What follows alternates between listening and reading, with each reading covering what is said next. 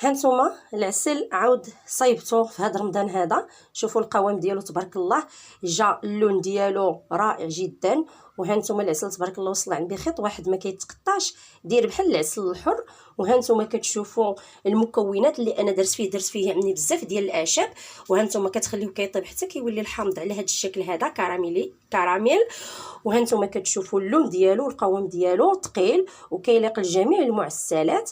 خيط واحد داير بحال العسل الحر تبارك الله. الا بغيتوا تعرفوا الطريقه غادي تدوزوا الفيديو اللي في القناه ديالي، راه كاين الفيديو ديال العسل غادي تعرفوا الطريقه وغادي ينجح معكم. واللي داق عندكم غادي يسحب له غير العسل الحر، لانه عامر بالاعشاب، عامر بعده مكونات اللي كتعطيه هذا اللون وكتخليه هذا قالب ديال السكر. عطاني هاد الطاسه هذه، وهاد الطاسه هذه انا كنغطيها بالميكه وكنزمتها باش ما كيتسكر ما والو.